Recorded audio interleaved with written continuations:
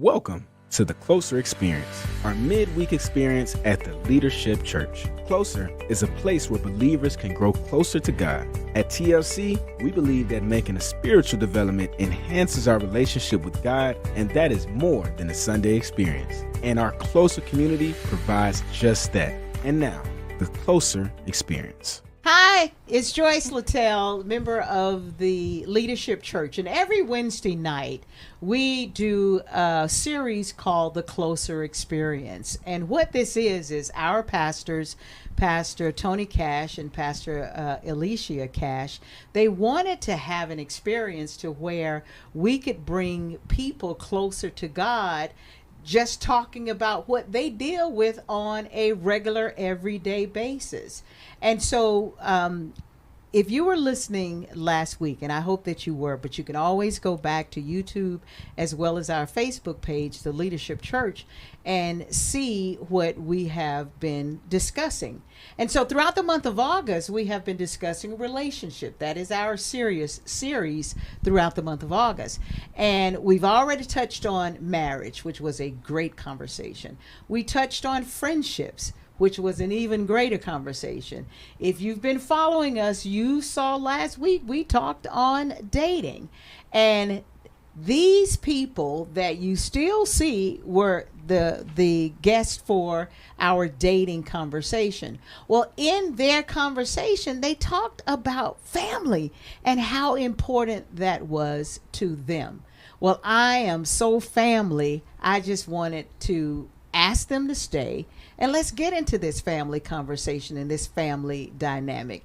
The dynamic from my life is I'm the youngest of 6. I have 4 of the older sisters and 1 older brother. My father's deceased, but my 92-year-old mother is still living. I have gobs of nieces and nephews. And in any given holiday, any given Saturday or Sunday, you come to my mama's house, the house is full because we are a very close-knit family. And from what I was hearing from them, they are too. So again, I want you all to introduce yourselves, and we're going to get into this family conversation. Yes, I'm DJ Miss Eclectic, host of Good Vibes and Miss Eclectic, and the producer of On Point with Wandalyn Stokes on 1380 WAOK. And I'm Danielle. I am the producer of Voices in the Streets Unfiltered on WAOK.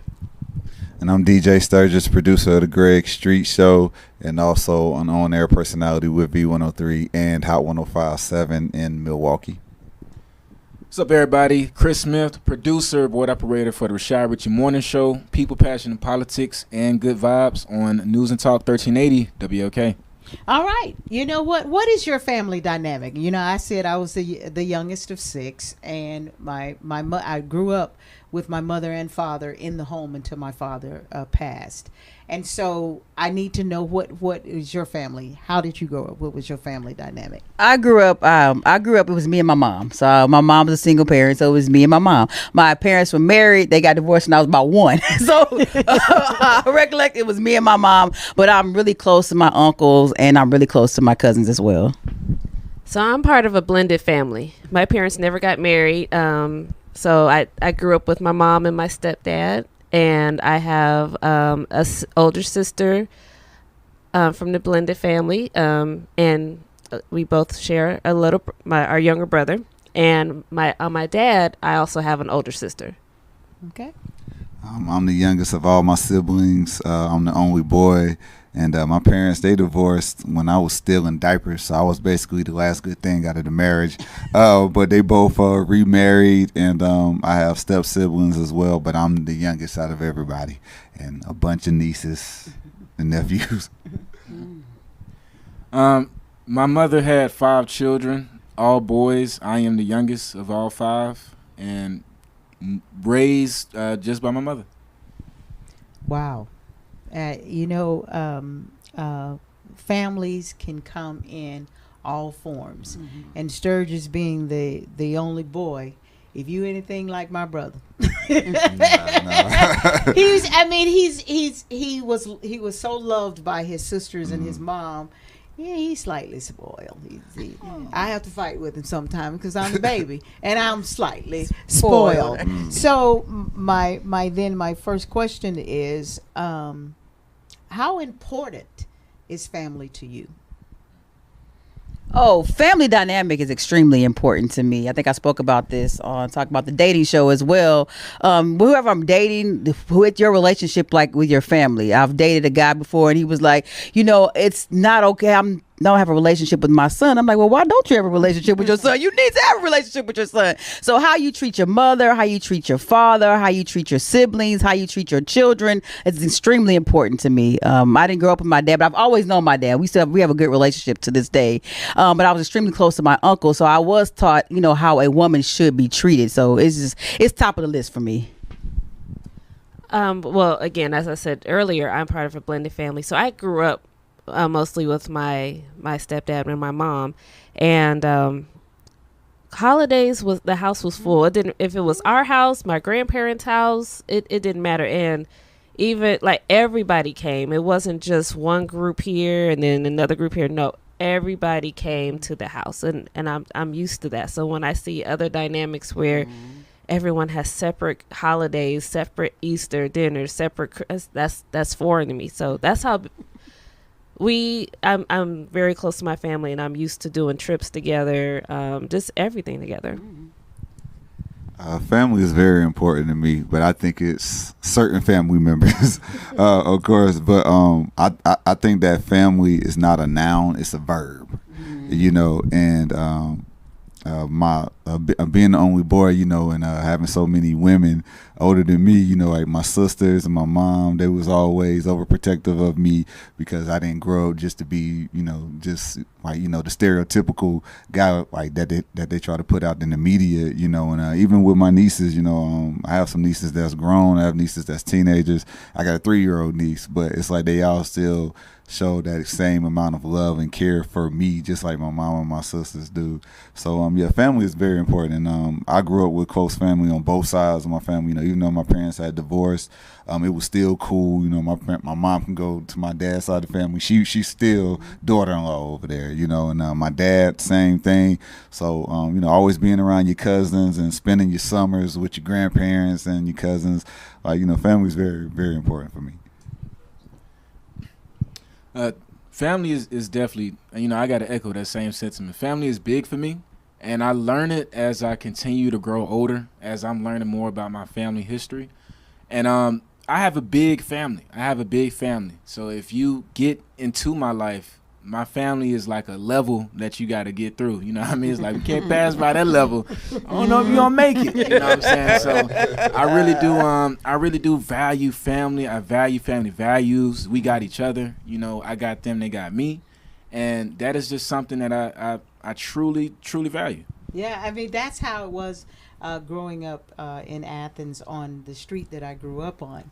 It was not only my mom, but it was her 3 sisters, and right around the corner was the grandmama. So I used to tell people, you do not want to start nothing with us because our family, even my siblings and all of us were close, but we were, as Sturgis said, we were also close to all of our cousins, and even neighbors became like family because we were such a tight knit group. Now in your relationship with your parents or parent, what influence did they have over you that you live with today?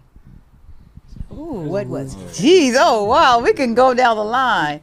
My mom's love for people. She has a genuine love for people. Somebody can literally like rob a store. She's like, well, maybe they needed the money. I'm like, no, mama, they need to go to jail. Like she has this literally joy about herself. And I try to have that I literally try to bring good energy to a lot of situations because I see that. Also, her work ethic is impeccable. I've seen her play for the church. She's still minister of music in Texas. And I've seen she's been an educator for over 35 years. So her work ethic, and she always taught me to be eclectic, and more she always taught me to be creative and to be who I am and not just be ordinary. So I've always taken that from me. My dad, his work ethic as well, he's also always been an entrepreneur. He's always been a hard worker. So I kind of take that from both, and then probably the strength of my grandmother, who had a great influence on my life as well. My family, we love to travel, and I still I'll travel by myself, but I love traveling with them, and that's something that we pride ourselves on, or we enjoy doing. Like in March, we went on a family cruise for a whole week, and it was, there was a lot of children. My nephews came; they were funny. But I enjoy making memories with my family, taking pictures. We have family albums everywhere, and I love going through them and seeing how we've grown, seeing how they've grown, and stuff. And that's something that I want to continue to do with mine. Something that I learned from my parents that's still with me today as far as family goes. I think I got a lot of it from both parents, but from my dad, it was just always, protect, provide, but be that man that your family can look to, especially the women in your family. Make sure that your children and the women in your family feel safe around you, they feel comfortable, but always make sure that family is high on your list. After God, let there be family. But I think something else I learned from my dad was what to do and what not to do, both good and bad. And my mom, I learned a lot about just maintaining relationships. As men, sometimes we can go 2 months without talking to certain family members or whatever. Whereas, women in family, they speak more. Sometimes they be gossiping together, but like they know what's going on with family, and sometimes with men, we're blindsided when we get news. So I learned both from them. Just how how to maintain the family dynamic is as good as you possibly can, but also giving your best effort, in the relationships. What'd you learn, Chris? I would say learning from my parent. I would say from my mother, she passed down her heart. She definitely passed down her heart to me. I'm the last child, and not to put too much of my family business out there, but all of my brothers, prison. That's the life of pretty much the majority. Not saying I'm perfect, but me being the last one, I had a little more time to just kind of see, like, all right, don't get involved in that, don't do that. I still got caught up in some things, but for the most part, that my mom, she did a lot to just try to instill some practical common sense inside of me, and that really helped in transition. I feel like I'm able to really connect with people just because of the type of person she was in her life. Because outside of that, I really wouldn't care too much about being involved. But she really shifted my whole reality on that part. So how did you see growing up, or even now as adults, conflict and resolutions in your family dynamic? What was you, and not necessarily saying some of the conflicts and the resolution, but how did you see, because even in my growing up, I know that there was some distances between some of the siblings in my mother's side, but as they got older and as we saw that it became this big loving family, and that's what I learned from it, that things can be bad in a moment, but they can also be good as well. So in your family dynamic, what type of things did you see from conflict to resolution?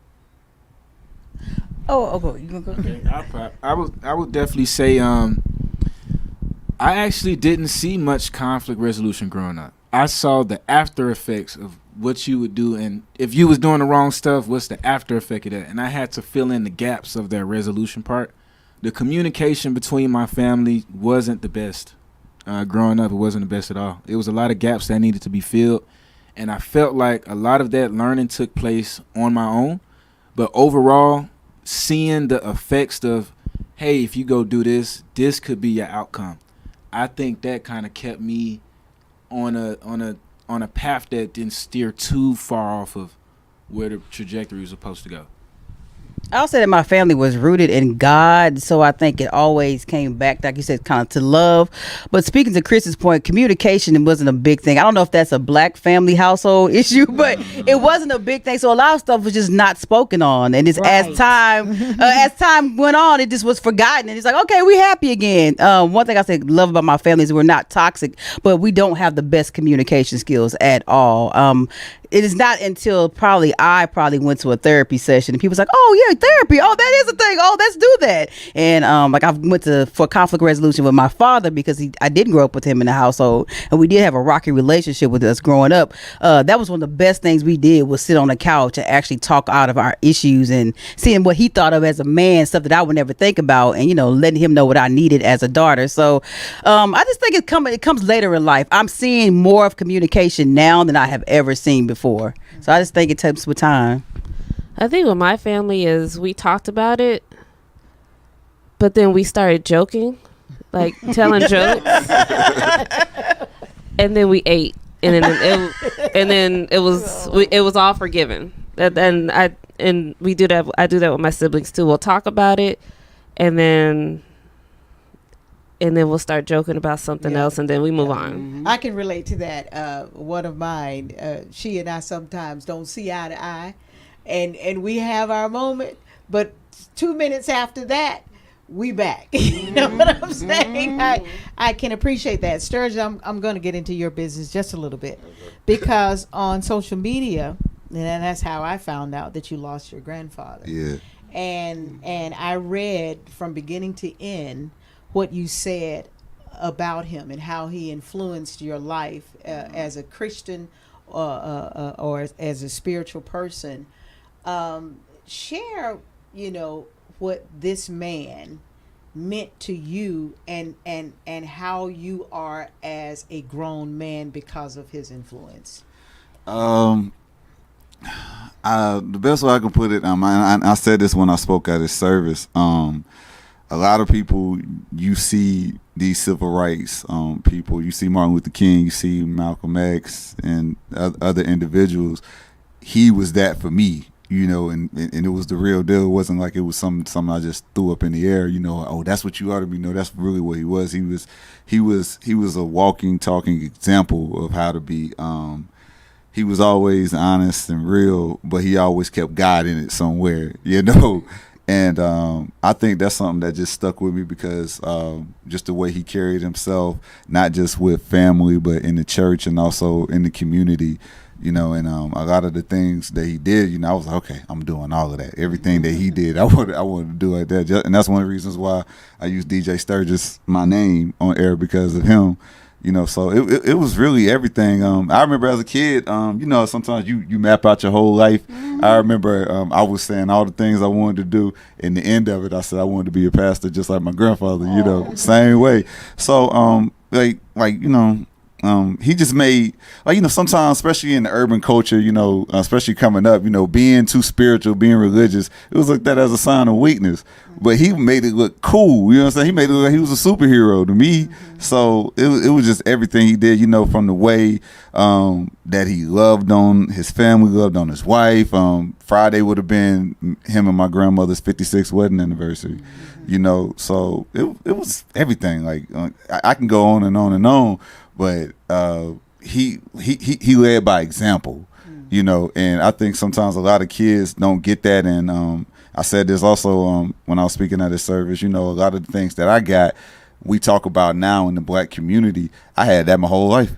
So I had it for 35 years. So, so I just try to continue that because I know how special it is. And I know a lot of Black men don't get that, so I just try to make sure that I tell my younger sibling, my cousins, nieces and nephews, I always tell them about, the family that they come from and, just how to continue the legacy, and the lessons that he would teach us. Because sometimes I don't see it. I know I was like you when it came to my grandparents and I wanted to be around them. I wanted to absorb all the wisdom that they poured into me. I often find myself saying what my grandmother used to say, if it's the Lord's will. Anytime I say, well, if it's the Lord's will. And so I can totally relate to that in having such a family dynamic that, yes, you had your parents or a parent there, but then there's also that outside that influence that might have come from an auntie, that might have come from a grandmother. Now, I personally feel like how we were to them you don't see it in a lot of the kids now. I looked forward to going to my grandmother's Absolutely. house. I looked forward to my mama's siblings and my grandmother's siblings coming, coming to our house, and it was excitement to me. But you don't see a lot of the young adults or even kids having that same kind of enthusiasm as you had with your grandfather. Why, if you can answer, or any of you can answer, why you think that is now? For one, I think grandma and granddaddy ain't grandma and granddaddy no more. That's part of the problem, all things considered. But I think it's like everybody is so wrapped up in the hustle and bustle and just doing all these things now. And also sometimes I think back in the day, it's like grandma and granddaddy didn't care what their situation was. They didn't care if it was no room. They didn't care if it was no money. They didn't care if there was no food in the refrigerator. If you need me, if you got to come home, you can come home. My grandma tells me that. I'm 35, and she would say, listen, if you need me, you can come home right now. You can come over here.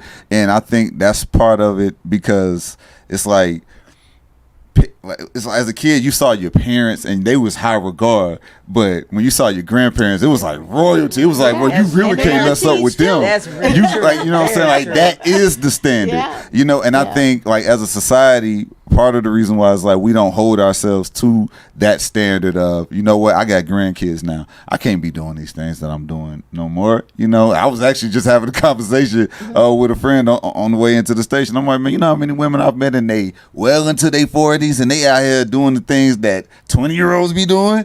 It's like, that's really just how they are. But I just think that, the family dynamic, the joy of just jumping on the grill, you know what I'm saying? It's a lot of men out here my age and older, they rather be out in the club partying with random women and posting up on the gram than actually spending time with their kids and stuff like that. I just think as society all the way around is changed, because like when you have a kid, I got to straighten up. When you become a grandparent, I got to be better, and I don't think people want to hold that standard for themselves anymore. So for the sake of time, I just want to share Exodus 20:12. It says, honor your father and mother, that your days may be long. I got to read my writing. Honor your father and your mother, that your days may be long upon the land which the Lord your God is giving you. Honor your mother and your father, and your days shall be long. So as a wrap up, first of all, thank you. But as a wrap up, again, share why having a relationship with your family, whatever that dynamic is important. I think having that relationship, it shapes who you are. It shapes who you become. It also shapes the people around you as well. So whatever, you're a reflection of what you grew up on, and that's what your life is going to reflect all in all. So I think it's important. And I also think even that scripture is a tough one sometimes, because if you didn't grow up with your father, or if you didn't grow up with your mother, you grew up with your grandparents, or you grew up in foster care, that is a tough situation to say, I still have to honor my mom, I still have to honor my father, but they brought you into this world. And so at some point, you've got to, whether it's therapy, whether it's having a come to Jesus moment, whether it's talking to God himself, asking, how does that look in your certain situation? Like I said, me not growing up with my father, us not having the same relationship as me and my mom have. My dad is, just be very transparent right now, my dad is sick right now. He's in the hospital. He has other kids, but I'm the youngest of his, and I've been the only one to actually honor him, to be around him, to make sure that he's okay. So I'm still honoring him, even though we didn't have the same dynamic as me and my mother had. So even though it's difficult as it is, I think that if you honoring that, you know that God will honor you if you follow that biblical principle. So I think all in all, it's amazing. I was going to say, I enjoy my family, and I think it's important to know where you came from, know why you are the way that you are. And like you said, it shapes who you are as a person. And, I had a great childhood, and I would do it again. I would do it again. I have no complaints. As far as family is important to me, but I'm at a stage in my life where now that I'm officially the head of my family, it's very important to me, but I think it's also important in being honest in the dynamics of your relationship with people in your family. Because unfortunately, all the family members ain't gonna see eye to eye. We ain't gonna get along, and it's a lot of family members that you have to love from a distance. And sometimes I think we get so wrapped up in what we want the relationship to be instead of just realizing this is what it really is. And maybe it may change, maybe it may not. You know, I think that's a point where I'm at right now. You know, like, hey, I love you, but you know what? Yeah, you one of the family members. If I want to make millions, you ain't gonna hear from me, man. You know what I'm saying? You know, and like, I think that's just a part of the situation. But I also think that God comes in and intercedes in the places that you need him to, especially when it comes to relationship with your family, because he told me, hey, you know what, the things that you do for this person or whoever, you did it because you want to do it. Don't hold on to it. Don't bring it up in nobody's face. If they didn't reciprocate the love or support for you, it is what it is. Just keep pushing. You know what I'm saying? So. Facts. Family is important. Knowing your history is important. Knowing where you come from, where your source of strength comes from. But I also want to speak to those who may not have the best relationship with their blood family. Friends could be your family as well. You know, just like we kind of speak off camera, Ms. George is saying, your neighbors sometimes can end up being your family. As long as you have that support system, that source of comfort, that source of acceptance, that family energy that gives off, make sure you have that. I'm telling you, the biggest of people that you see have an extremely strong support system behind them. Family is important. All right. Well, thank you all again for staying over. I hope that you've enjoyed the conversation, those that are viewing it and listening to it, and for all of you who are in the room here. I love and appreciate all of you, not just because you did this, but because of who you are. And what you came in this building doing, and how you respect yourselves and me in the process. So I really do appreciate that. Every Wednesday, make sure you tune in at 7 o'clock to the Closer Experience on either our Facebook page or our YouTube channel, The Leadership Church. Thank you for watching, and I hope this series of relationships, whether it's marriage, whether it's friendships, whether it's dating, or whether it's about family, just always keep God first. Thank you, and have a pleasant night.